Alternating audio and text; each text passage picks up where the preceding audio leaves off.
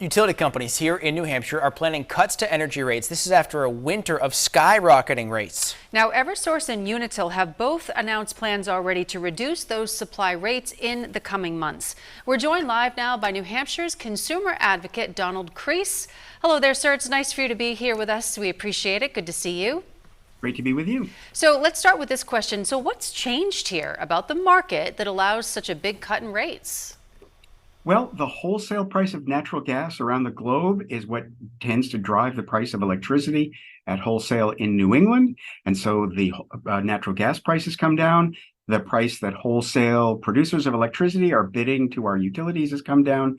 And so the utilities were able to capture some lower wholesale prices, and they'll be passing them along to customers beginning on August 1st, assuming approval by the Public Utilities Commission, which I highly expect.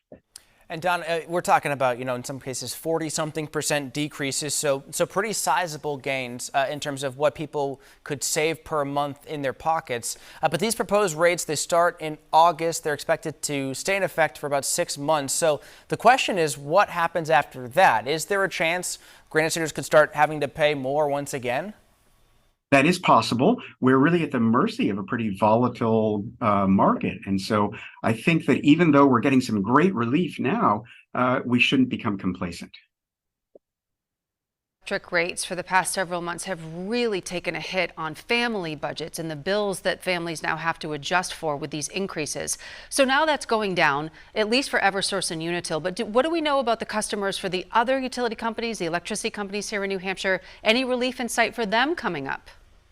I believe that they will see relief. They have Liberty, which is the third of our investor-owned electric utilities, has yet to come in with its new rates, but they'll be doing that in a matter of days. And I'd be really surprised if we didn't see similar decreases from them. And Donna, in some parts of the country, Connecticut, Colorado as well, there's been discussions about having ratepayers not be forced to pay any political activities, meaning if there's lobbying happening, if there's advertising occurring. Has there been any discussion here in New Hampshire when it comes to utilities and that conversation? Because we've seen some of this first in the country legislation being passed this year.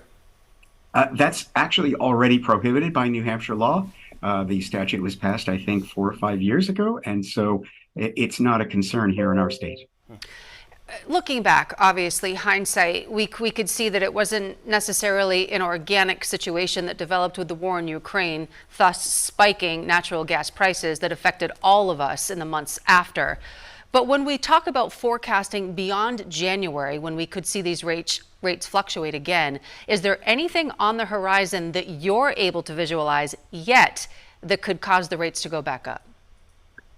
Only that they tend to go up in the winter when it's cold and electricity and natural gas are relatively scarce.